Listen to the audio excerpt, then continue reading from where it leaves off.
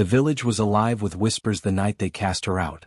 At only 20 years old, she stood trembling in the square, surrounded by faces that once smiled at her but now glared with suspicion. Her stepmother's voice rose above the murmurs, sharp and venomous. She brings misfortune wherever she goes. Cows sicken, rains vanish, children fall ill.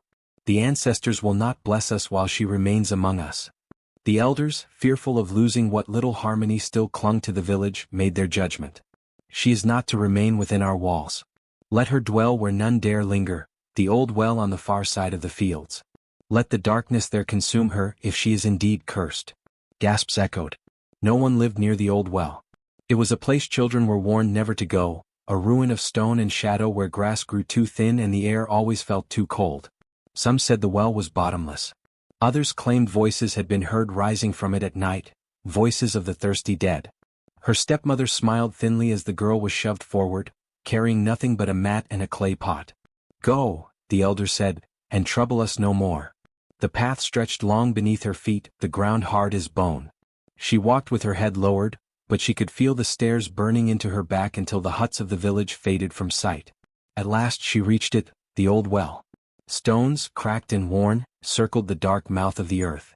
The wooden cover had long since rotted away, leaving only shadows yawning into endless blackness. She spread her mat nearby, her heart pounding.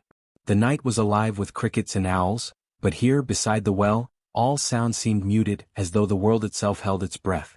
She lay down, staring at the sky, her throat thick with grief. Alone. Banished. Named a curse by those who should have protected her. Yet just as her eyes began to close, a sound stirred. It rose not from the wind nor from the fields, but from the darkness behind her, from the well itself. Soft at first, like a sigh drawn from deep underground. Then clearer. Stronger. Her name. She froze. Again the voice whispered her name, echoing up through the stones as though the earth itself remembered her. Her blood ran cold. No one was near. No one should have been near. And yet, something, was calling to her from the depths of the well. Her hands trembled as she clutched the edge of her mat, unable to move, unable to breathe. The village had banished her to a place of silence. But the well was not silent. It was waiting. Long before she was sent to the well, whispers about her had already begun to grow. When she was a child, she had been known for her laughter, bright and melodic, and for her kindness to animals. Stray goats and hungry dogs followed her when she carried water, as though sensing something gentle within her. The villagers once smiled at this, saying, "She carries light in her hands." But kindness can breed envy, and envy, when fed, becomes poison. Her stepmother had never loved her. After her mother's death, the stepmother moved into the household, determined to make her own children shine brighter. Each small misfortune became a weapon in her mouth. When the harvest rotted in the fields one year, the stepmother whispered, "It is because of her. She walks and the ground dries." When a fever struck a child, she told the grieving mother, "Who comforted him last? It was her. Her touch carries sickness." Soon, every sorrow in the village seemed to curve back to her shadow. The elders heard the complaints, and though they had no proof, they were too afraid of angering the spirits to ignore the voices. They began to avoid her, telling her to sit apart at gatherings. Children who once played beside her began chanting cruel names. Ghost child. Bad luck's daughter. The cursed one. At first, she bore it silently, hoping the cruelty would fade. But her stepmother fed the fire too well. One evening, as the sun set in blood-red light, the stepmother stood in the square and raised her voice for all to hear. "She is not meant to live among us. If we do not act, the ancestors will turn their backs forever. Have you not heard the stories of the well? That is where curses belong. Let her dwell with the voices she brings." And so the judgment came. She remembered every word as she sat in the shadow of the old well, clutching her knees. The villagers believed they had rid themselves of her. They believed she would wither away here, consumed by loneliness and hunger. But that night, as the wind shifted, she heard it again. The whisper. Her name rising from the well. This time it was followed by something more. A low murmur, like a chorus of voices humming from deep below, as if the earth itself carried secrets waiting for her alone. Her fear warred with curiosity. She crept closer to the crumbling stone rim, her bare feet brushing against cold earth. The night pressed close, heavy with silence. She leaned forward, peering into the abyss. Nothing but blackness. And yet, her name came again. Softer, coaxing. Her skin prickled with dread, but also with a strange pull, as though the darkness was not pushing her away, but beckoning her closer. The villagers had banished her to silence. But the well was speaking. And it knew her name. The night stretched long and heavy, every sound magnified in the emptiness where she sat. Her mat was nothing more than dry grass, laid unevenly near the stones of the old well. The air was colder here, as though the earth itself exhaled a chill. She pulled her thin shawl tightly around her shoulders, but it did little against the creeping cold. From the village, faint drumming drifted on the wind, celebration, or perhaps the ordinary rhythm of life that no longer included her. She pressed her palms against her ears, but the sound still reached her heart, sharp with loneliness. She turned to the well. Its stones were rough, cracked with age, yet the structure still stood tall. Moss grew thick in the crevices, slick and green, like veins pulsing in the moonlight. She could not see the bottom no matter how far she leaned over. When she dropped a pebble, no sound returned. Only silence. Until it spoke again. Her name. This time, the whisper was clearer, softer, as if lips had pressed against her ear. She stumbled back, clutching her chest. Her breath came ragged and she shook her head, muttering, "It is nothing. I am imagining it." But then it came again, steady now, a voice both tender and chilling. "Child?" Her knees weakened and she sank onto the grass. It was not her imagination. Someone was down there. The goats tied near the edge of the forest stirred uneasily. Their bells clinked as they shifted and stared toward the well. Their eyes glowed faint in the moonlight, unblinking. A low bleat sounded, trembling like a warning. She pressed her hands together, whispering a prayer to her ancestors. But even her prayers seemed swallowed by the air, vanishing before they could rise. The whisper grew louder, layered now, as if more than one voice was speaking, overlapping in a chorus that echoed from deep below. Hungry, waiting, forgotten? Her blood ran cold. She staggered back from the rim, but the voices followed her, not from her ears, but from inside her chest, vibrating in her ribs. She covered her mouth, desperate to silence them, but the sound lingered. The goats began to cry louder, stamping their hooves against the dirt. One broke its tether and ran into the forest, bleating frantically. The others stared only at her as if they knew something she did not. The wind shifted, carrying with it the faint smell of damp earth and something sharper, like old rotting wood. She dared one last glance into the well. For a heartbeat she thought she saw movement. A ripple of light, pale and fleeting, far below in the blackness. She clutched her shawl tighter. Fear urged her to run into the forest, but where would she go? The villagers had cast her out. The well was her prison. So she lay back on the grass, trembling, eyes fixed on the stars. The whispers continued until sleep pulled her under. And even in her dreams they called her name. The second night came heavy with clouds, blotting out the stars. She sat near the well, clutching her knees to her chest, listening to the wind hum through the tall grass. The villagers had not brought her food. Her stomach ached, but hunger was nothing compared to the dread pressing on her ribs. The well waited. She could feel it even when it was silent, as though the stones themselves leaned toward her, listening, remembering. Then, when the moon broke briefly through the clouds, it spoke again. Her name. This time it was not the layered chorus of the first night. It was one voice. Familiar. Soft. Daughter. Her breath caught. Her eyes stung with sudden tears. She stumbled closer to the rim, gripping the cold stones. "Mother?" she whispered. Her own voice shook, fragile as the wind. The darkness below rippled with sound. A laugh, gentle but strained, rose from the depths. "Yes, my child. They sent you to me." Her hands trembled. Her mother had died when she was only a girl, taken by sickness, buried without ceremony. She had prayed at her grave countless times, begging for comfort. And now here, in the hollow throat of the earth, her mother's voice answered. But there was something strange. The tone was right, the words carried the warmth she remembered, yet beneath it was a note of something else. An echo low and hollow like water dripping in a cavern.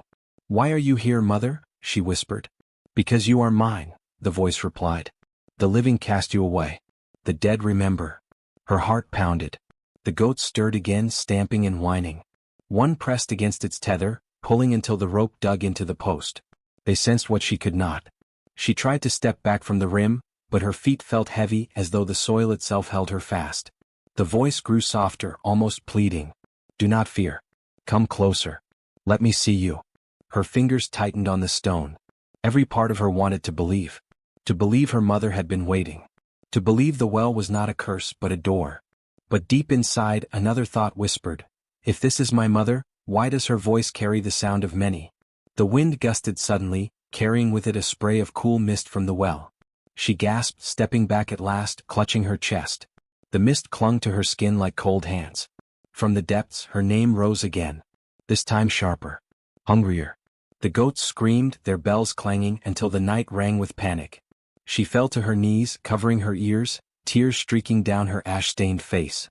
"Mother," she sobbed, "if it is truly you, protect me, not call me down." The voice fell silent. For a long, endless moment, the only sound was the goats and her ragged breath. Then, one final whisper, softer than the rustle of leaves. "We will wait." Sleep no longer came easily. Every time she closed her eyes, the well was there, not in sight but inside her mind. Its mouth opened wide in the darkness, whispering her name again and again until her bones seemed to vibrate with it. She would jolt awake, heart pounding, only to find herself sitting up beneath the pale moon, staring straight at the old stones. On the third night the dreams deepened. She dreamed of walking barefoot into the forest, branches bowing aside to let her pass. At the center of the trees was the well, taller, wider, alive. It breathed in and out like a beast sleeping. And when she peered into its depths she saw faces, her mother's, her father's, others she had never known. They reached out with pale hands, their mouths moving in perfect silence. She woke screaming. The goats bleated wildly as though they too had seen her dream. When she tried to pray, her lips trembled. Her prayers sounded hollow, swallowed by the night air before they reached the heavens. By day the whispers did not leave her. When she tried to gather firewood, the rustle of dry leaves hissed her name.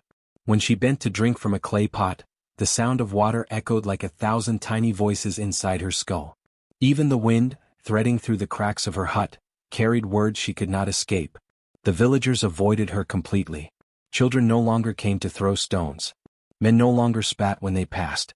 It was as though she had been erased from the living. They feared not just her but the air around her. Yet each night the pull grew stronger. The fourth night, she found herself standing at the rim of the well without remembering how she had walked there. Her bare feet were cut on the stones, but she felt no pain. She leaned over, staring down, waiting. This time she did not have to call. Her mother's voice rose up, soft and sorrowful. "Daughter, they left you with nothing. But I can give you everything." Her throat closed. "What do you mean?" "The strength they denied. The love they buried. The power they fear. It lies with me waiting in the dark. Come." The goats screamed again, pulling at their ropes until their necks strained. One broke free, bolting into the forest. The sound jolted her and she stumbled back, gasping. The mist from the well clung to her skin again, colder this time, clinging like frost. She rubbed at her arms until they burned, but the chill sank deeper than flesh. For hours afterward, she sat staring at the rim, fighting the temptation to lean closer, to answer. By dawn, her eyes were hollow from exhaustion. But the whispers had changed. They no longer simply called her name. They began to guide her. "Go to the tree by the path," they said, and when she did, she found a strange root twisted into the shape of a hand. "Step into the riverbank," they murmured, and when she obeyed, the water stilled, reflecting her face perfectly even though the current should have been wild. Each time she followed, fear and awe grew inside her in equal measure. The forest seemed alive, listening, moving, bending itself around her as though the well's voice traveled through every branch and stone. She wanted to resist. She wanted to scream. But she had no one left to hear her. And so, when the fifth night came, she did not stay in her hut. She walked willingly to the well. The moon glowed white above her, the air thick with mist. She leaned over the rim, her shadow long and stretched. This time, the voice was no longer just her mother's. It was many voices, women, men, children, the forgotten and the buried. They rose together, one chorus filling the hollow air. "We are waiting. You are ours." Her knees buckled, but she did not fall. She gripped the rim with trembling hands. "Why me?" she whispered, tears cutting lines through the ash still clinging to her skin. The voices answered in unison. "Because you listened." The goats pressed against their ropes again, their eyes rolling white, bodies trembling in panic. The earth beneath her feet felt as though it was breathing, matching the rhythm of the whispers. She stumbled back at last, chest heaving, but the pole was carved deep inside her now. She knew with a certainty that chilled her blood, sooner or later the well would not just call. It would claim. On the sixth night she did not resist. The whisper came before the moon had even risen, curling into her hut like smoke, tugging at her chest until her body moved without thought. She stepped barefoot into the night air, the ground cool and damp beneath her soles. The goats bleated nervously, but she did not pause. The well was waiting. Mist curled from its mouth, denser than before, rising higher, twisting into shapes that dissolved before her eyes could catch them. Her breath came fast, but she leaned closer all the same. She no longer asked herself why. The question had faded, replaced only by the compulsion to see. "Daughter," the voices sighed together, their tones woven like threads in a single fabric. "Do not fear. Look deeper." Her fingers trembled on the cold rim of stone. She leaned until her face hovered directly above the dark mouth. The mist parted, and for the first time she did not see only blackness. Something moved far below. The water shimmered, catching a light that should not have existed in the moonless night. A shape rose, slow, deliberate, as if aware she was watching. The longer she stared, the clearer it became, a figure of water and shadow, its face both familiar and strange. Her mother's eyes. Her father's jaw. Her own reflection woven into it too. She staggered back, heart racing, but the voice pulled her forward again. "Do not run. You asked why. Now we answer." Her lips parted.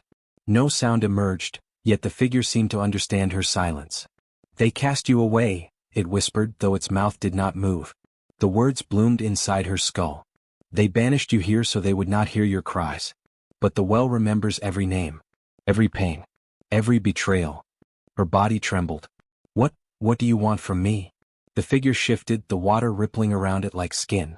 Its arms extended upward, reaching as though they might break the surface. "Not want. Need. You are the bridge." She shook her head violently, stumbling back, but her heel caught on the uneven earth and she nearly fell. The goats cried louder, ropes straining, hooves stomping in terror. One collapsed to its knees, shuddering as if suffocating. The mist rose higher, pressing against her skin like hands. The figure's face drew nearer, its eyes deep pools that reflected her own terror back at her. "Listen," it said, voice low, commanding. "You have already begun. When you dream, we rise. When you breathe, we speak. The bond is sealed." She clutched her chest, gasping. "I didn't choose this." The figure's smile was both kind and cruel. No one chooses the river they are born to. They can only decide whether to drown, or to flow. The ground beneath her vibrated, a faint hum that grew into a rhythm like a heartbeat. Her legs weakened. She fell to her knees, her palms scraping stone, but she could not take her eyes from the water. The figure leaned closer still, so close she could see drops forming along its face, tears or perhaps just the weight of the well itself. "Say yes," it whispered. "Say yes, and we will show you what lies beneath the silence." Her lips trembled. A single word hovered, but fear locked it in her throat. The goats' cries broke into frantic screams, ropes snapping. They bolted into the night, crashing into the trees. For the first time the sound shook her free. She wrenched herself backward, crawling until her back hit the wall of her hut. Her breath came ragged, her body shaking. The figure sank back into the depths, the glow fading. The mist retreated slowly as if sulking. But the voice did not vanish. "You cannot run. The river flows toward you whether you drink or drown." The night fell silent again, save for her sobs. She curled against her hut, rocking as though to keep her body whole. By dawn her eyes were red, her skin damp with dew. She staggered inside, but sleep offered no refuge. The dreams returned immediately, the figure rising from the water, its arms always reaching, its eyes always watching. Each time she woke with her throat raw, though no scream had passed her lips. And each time the whispers grew louder. The first to notice was a child. At dawn, while women fetched water from the river, a boy wandered near the edge of the forbidden clearing where the old well stood. He paused, listening. A sound drifted on the morning air, not the rustle of leaves, not the bleating of goats, but a low, mournful murmur. He swore it was her voice. "Help me," it whispered, thin as smoke. The boy ran back to the village, breathless. He tugged at his mother's dress and stammered what he had heard. She scolded him for lying, but by evening 2 more children returned with the same tale, voices rising from the well. By the second night it was no longer just children. As villagers sat around their fires, preparing their meals, the sound carried on the wind. Faint at first, like women singing far away. Then clearer, sharper, as if the voices sat among them. Names were spoken. Old secrets surfaced. A woman dropped her gourd when she heard her late husband's voice calling her name. Another man wept, swearing he heard the child he had buried long ago. Fear spread like sickness. The elders gathered under the baobab tree, their faces pale in the moonlight. The stepmother stood among them, feigning worry though her heart raced. She knew where the whispers came from the girl she had cast into exile. But no one dared to say it aloud. That night, the whispers swelled louder, not carried on the wind but pressing against every hut like a breath at the door. The villagers tossed in restless sleep, some waking to hear voices at their ears, the dead, the missing, the wronged. The stepmother woke to a harsher sound, a knock against her wall, steady, insistent. When she crept to the door, the knock stopped. But in the silence she heard her husband's voice, long dead, speaking from the ground beneath her mat. "You chose lies over truth," it murmured. "And lies do not sleep." She screamed, clutching her chest, and the neighbors rushed to her hut. They found no one inside but her, trembling, babbling, pointing toward the direction of the well. By dawn, no one doubted where the voices came from. The village council debated, their voices tight with fear. Some demanded the well be sealed with stones. Others warned against it. What if the spirits grow angrier? What if they come out? In the midst of the quarrel, a girl ran into the circle, sobbing. She had gone to fetch firewood near the edge of the forest. She swore she saw the outcast, the silent one, standing by the well. But when she called out, the girl did not answer. Her lips moved, yet the words were not her own. "She looked at me," the girl cried, but her eyes were not hers anymore. The council fell into silence. Even the stepmother could not speak. That evening no one dared to leave their huts. Fires burned low. Doors were barred. Yet the voices did not remain outside. They seeped through walls and thatched roofs, circling like wind inside the huts themselves. Some villagers covered their ears. Others wept into their mats. The stepmother pressed a cloth over her head and rocked back and forth, whispering prayers that tasted like ashes. And from her place by the well, the outcast girl sat in the dirt, her body still, her eyes wide. Her lips moved without sound, but the village heard her words all the same. The well had found a mouth. For 3 nights, the whispers never ceased. The village lay hollow-eyed, trembling in fear. Children cried themselves to sleep, while grown men refused to step outside after dusk. Goats bleated at shadows. Chickens refused to roost. The voices had grown louder, spilling from the old well as if the earth itself had learned to speak. And always at the center of it all was the banished girl. She was seen sitting beside the mossy stones, her body cloaked in silence while her lips moved. Her own voice was gone, but another one, or many, had taken its place. To some she looked like a vessel, to others, like a corpse that had never been buried. The stepmother could endure it no longer. The whispers were no longer only in the air, they followed her everywhere. They called her name when she bent to grind millet. They hissed when she tried to sleep. They laughed when she looked in the mirror of water inside her calabash. And worst of all, she sometimes heard her dead husband's voice among them. "You betrayed her," it accused. And betrayal feeds the well. On the 4th night, the stepmother wrapped her cloth tightly around her shoulders and went alone into the dark.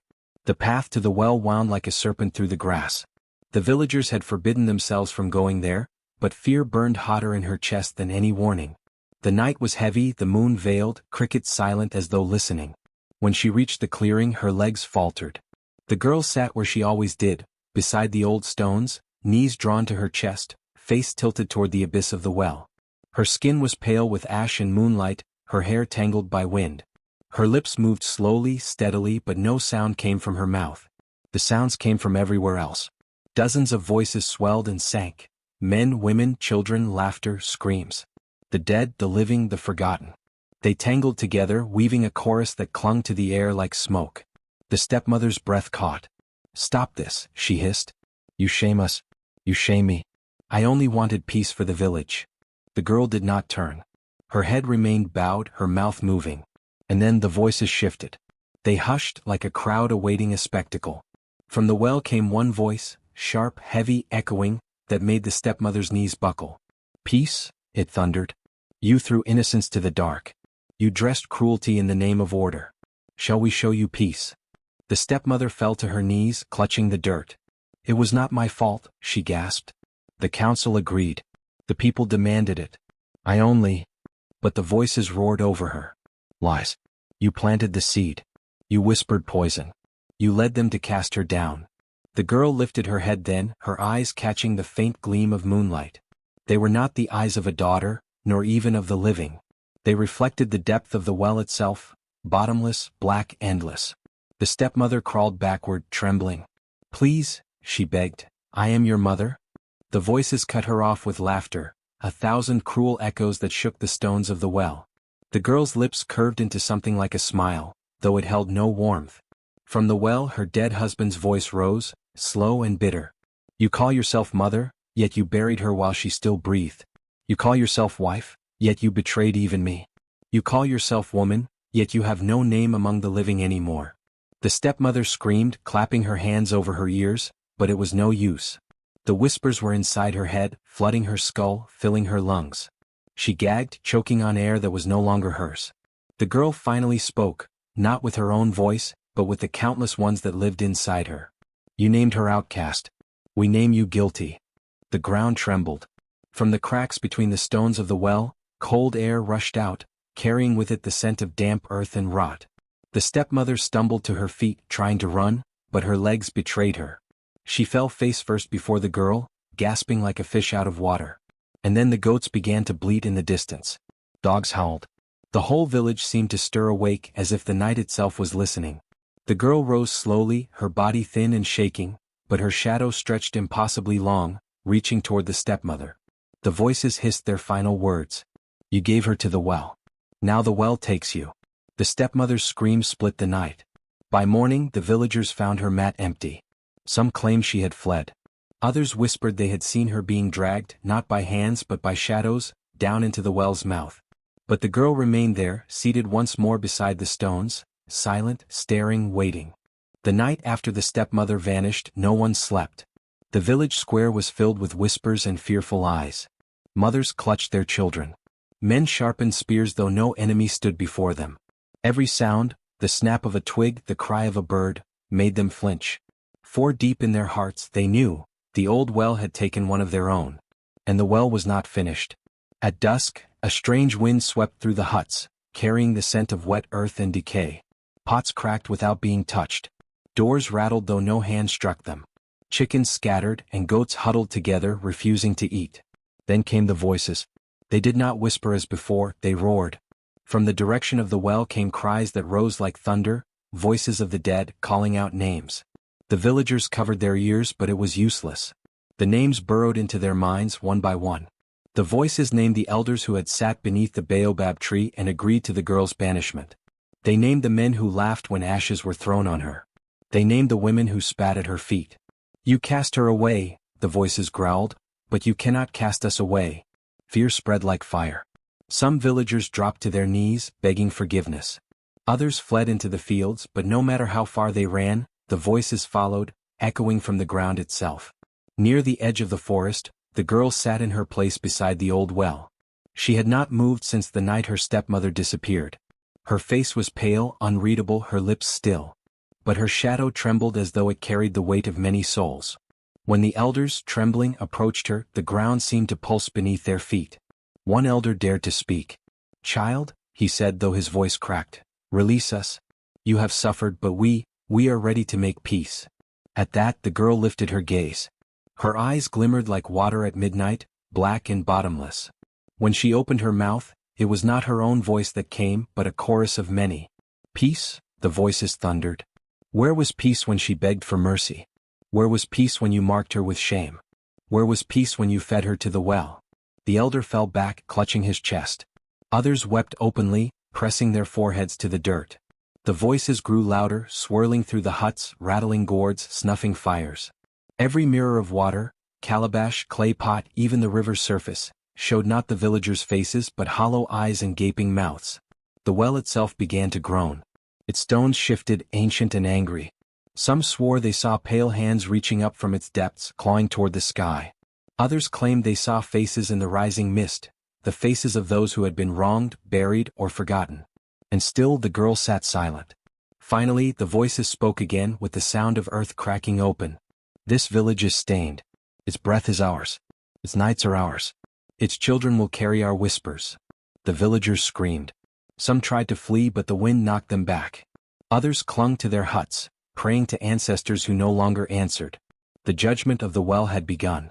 By the time dawn crept over the horizon, the square was littered with broken pots, shattered mats, and villagers too weak to rise. Their voices were hoarse from crying, yet the girl remained untouched, her skin pale, her body still.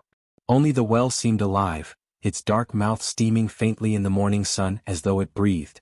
From then on the village was never free of sound. Even in daylight, faint murmurs crawled from the well, reminding them of the night judgment fell. And the girl, once banished, mocked, silenced, became the vessel they could never escape. The elders gathered at sunrise, their faces ashen with fear. None had slept. The voices from the well still echoed in their ears, though the air around them was quiet. "We cannot live like this," one elder muttered, rubbing his temples. "The whispers will drive us mad." Another spat into the dirt. "Then we must close it. Seal the well with stones, bury it beneath the earth." The others nodded, too afraid to argue. By mid-morning, the strongest men of the village were called to the square. They carried boulders, logs, and clay, marching toward the cursed well. Children were told to stay indoors. Women hummed fearful songs, hoping to keep the voices away. The girl sat in her usual place beside the well, her eyes distant as if she were listening to something far away. She did not move when the men approached. With trembling hands they began their work. Boulders were rolled to the mouth of the well. Logs were stacked. Mud and clay were smeared over the stones. With every layer, the villagers sighed in relief, believing the voices would finally be trapped below. But as the last stone was lowered into place, the ground trembled. A low rumble rose from beneath them, deep and angry, like the growl of a buried beast. The men stumbled back. The clay cracked. The boulders shifted. Then, with a violent shudder, the well spat out everything they had piled on top. Stones were hurled aside like toys. Mud burst outward, splattering the villagers. Logs rolled across the ground, crushing baskets and fences. From the exposed mouth of the well came a hiss, not water, not wind, but voices. Hundreds of them, weaving together in rage. "You cannot bury us," they roared. "For it was you who buried us first." The villagers screamed. Some fled toward the forest, but branches whipped across their paths, barring their way. Others tried to cover their ears, but the voices were inside their skulls, vibrating their bones. One man fell to his knees, crying out, "Forgive us. We only obeyed the elders. We only—" But the voices drowned him out. "Excuses. What? You laughed when she was humiliated. You turned your backs when she begged. The well remembers what you wish to forget." The girl lifted her head then, and for the first time in days, her lips parted. But the words were not her own. They were heavy, echoing, layered with countless tongues. "The curse has been chosen," she said, or rather, the voices said through her. "This village belongs to the well. Its every breath will taste of ash and damp earth. Its every night will carry our whispers. And its guilt will never sleep." The air grew colder. The villagers shivered as a pale mist spilled from the well, curling around their legs. It smelled of graves and old rain. Goats bleated in terror. Chickens flapped wildly, breaking through their pens. Even the dogs whimpered, crawling under huts to hide. Desperate, the elders tried another plan. They brought fire, torches and burning branches. "Fire purifies," one shouted, though his voice shook. "Fire will silence it." They hurled flames into the mouth of the well. For a heartbeat there was silence. Then with a roar like thunder the fire shot back upward. Flames burst from the well, blue and unnatural, licking the sky. The torches sputtered and died in their hands. The villagers stumbled backward, their hair singed, their clothes smoking. Laughter followed, not the laughter of joy but of mockery. The voices echoed through every hut, every tree, every corner of the square. "Did you think fire would undo what you began?" they mocked. "You burned her dignity, you burned her hope, you burned her life. Fire only feeds us." By the time night fell, no one dared to approach the well again. The girl sat motionless beside it, her face unreadable, her eyes fixed on the horizon. Some villagers thought she was their only hope. Others swore she was the well itself, wearing human skin. None dared touch her. That night, the whispers came again, softer now but constant. They drifted into every hut, coiling in the ears of every man, woman, and child. The voices sang lullabies of sorrow and rage, of secrets buried and lives stolen. No one could sleep. And so the curse was sealed. The well could not be destroyed. The voices could not be silenced. And the village could no longer pretend its hands were clean. From that day on, the people stopped calling it the Old Well. They called it something else, spoken only in whispers, the well that remembers. Years passed, but the village never knew peace again. The well remained at the edge of the square, dark and open as if waiting. No one dared to fetch water from it, though the river ran dry some seasons and children went thirsty. Even in famine, none approached its mouth. They remembered what had happened the day they tried to seal it, how the earth spat back their stones and the fire answered with blue flames. The girl who had been banished was no longer called by her name. Few even remembered it. They called her instead the daughter of the well. Some whispered she was human no longer, that the voices had claimed her body. Others said she was still herself, but too bound to the well to leave. She never spoke in her own voice again, only listening, her lips sometimes moving when the whispers rose. Children were told to keep away from her. Yet, as children do, some crept close out of curiosity. They swore they saw shapes in her shadow, dozens of faces that weren't hers. One boy claimed he saw his dead grandmother's eyes staring back at him from the water behind her. When storms rolled in, the well would murmur louder, rattling the huts with its whispers. Sometimes the words were clear, calling out the names of those who had mocked, those who had thrown ash, those who had laughed when the girl cried. Other times it was just weeping, endless, aching weeping that kept the whole village awake until dawn. The elders, old and bent now, tried one final time to cleanse it. They gathered herbs, blood sacrifices, chants from distant priests. But as they began the ritual, the ground shook so violently that cracks opened beneath their feet. The voices roared. Your rituals cannot bury guilt. You made us. You fed us. You belong to us. One elder collapsed, clutching his chest, and never rose again.